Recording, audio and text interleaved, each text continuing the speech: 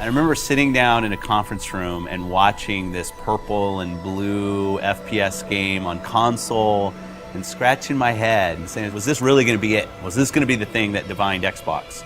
And obviously 10 years later, it proves that that was the kind of the seminal moment for us, the beginning of Halo as an Xbox game. Not only did Halo 1 bring the FPS to the console, it also brought story. Cortana. I've spent the last 12 hours cooped up. The combination really established sort of a new genre, if you will, of FPS console story expectation. Halo did a lot of really conventional storytelling through cinematics and cool voice acting and great music, obviously.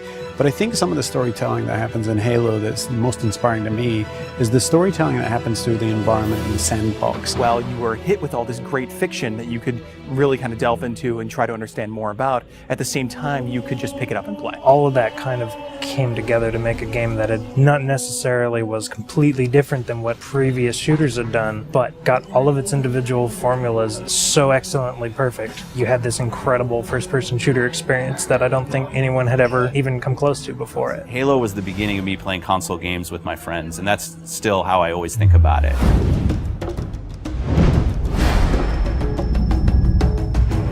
I think people have been asking for a remake of Halo 1 since Halo 2 was announced. I like to go all the way back to the day that Xbox Live came out, and the demand for Halo 1 and the ability to play, say, co-op over Xbox Live kind of started, and it built up over the years and over the years. It was the perfect timing since the 10-year anniversary was coming up. It occurred to us that there's this entire generation of people who never played the original game. If you're an 18-year-old gamer today, you were 8 when Halo came out. We did due diligence on a number of partners. The number one requirement was that it didn't impact gameplay at all. You have a classic, you have something that's just magical, right? If you go and tinker with it, you're going to lose that magic. What we really needed was someone who could work with our existing physics and gameplay engine. Saber popped up really quickly. They're like, yeah, we can do this. We can make the game look like a current generation game, and we can do it by using the original Halo 1 engine. The gameplay in Halo 1 is what's called deterministic. In other words, if you feed the engine the same input, the game will behave in the same way. And if you can apply this principle across a network, you can have two game worlds completely in sync. So rather than simulate Halo's original gameplay or Halo's original physics, we're able to actually use them completely. So the car is nice and shiny, but the engine is fairly old, but so we had to make sure that it all kind of fits together. And then we had to speed up the engine to make sure it works in today's world. We've done some deliberate things. The library is easier to navigate now. We use lighting and textures to make it a little bit simpler. The pillars are covered in holograms on one side, or they're more decorated on the other side. From what we've noticed, it actually seems to help people that aren't familiar with the library figure out where they're going. Truth and Reconciliation is one of the best examples I can give. If you come to that first interaction and then you make your way towards a cliff, you can look up and see this unbelievable skybox. And so having all these updated graphics has really made the game, to me, just more immersive. I still remember the first time I saw someone switch their graphics. I didn't know that was actually going to be a feature until I saw someone do it. In a lot of ways, it was a very, very fine balancing act. Because again, we're running all the original Halo 1 animations, so it's the original Halo 1 skeletons for those characters needed to be rebound into the updated meshes that we had brought over from Halo Reach and from Halo 3. For example, the Elite actually has an elongated neck, so they're a little bit more squat and compact. Cracking the case in 30 seconds.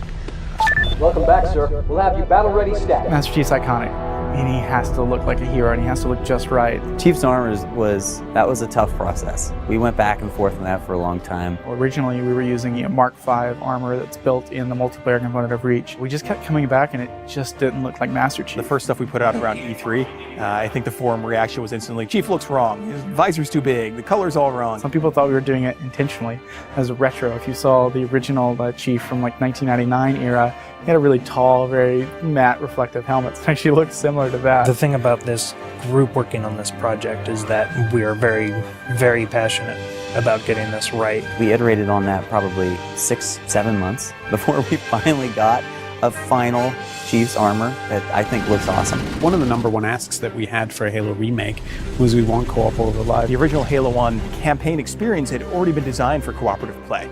You notice when you were getting out of the initial cryotube, there's actually 2 cryotubes for cinematic. It definitely creates another challenge for us when you're playing with somebody else, but we obviously wanted to support that. The code base was built 10, if not 15 years ago, so we had to figure out how this code base is structured, how it was designed. We had a lot of people work really long hours to make it happen and to really really code it ultimately from scratch. It's pretty seamless. So you'll go into the campaign lobby, and there you'll see your friends who are online playing the game. You fire off an invite to a friend, and they'll be able to join you, allowing you to play what was originally a split-screen cooperative campaign experience, now across live.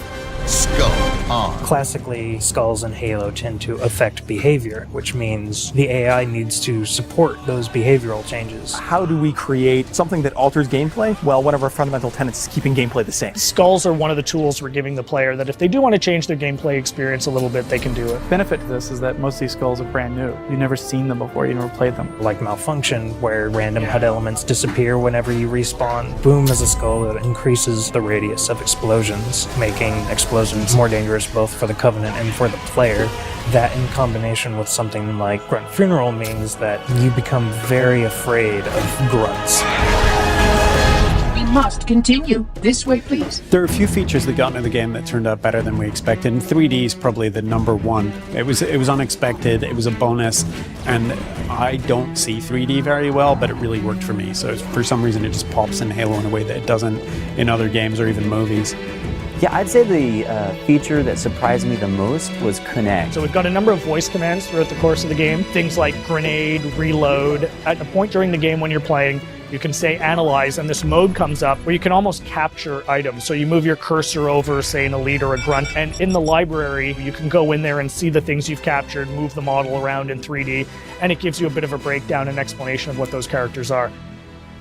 For me, when I think about Halo, I think about looking around and just the scope and the scale of everything. This is the game that started it all, and people can really dive in and play and remember what it was like to play it 10 years ago, and if you didn't play it 10 years ago, you can see what it was like 10 years ago. It's the quintessential walk down memory lane with a much better visuals. Ultimately, the thing you learn is it doesn't just look modern, it feels completely modern. Completely remastered campaign, great additional features like co-op over live, skulls, terminals, 3D, Connect, and multiplayer. Once you see it for yourself, I don't know, really, it's a pretty awesome experience. There's a lot of stuff in there for $40. We're actually really excited about the fact that there's so much there, and it's a real smorgasbord of stuff for people who enjoy Halo. One of the best values that you'll find this holiday season by far.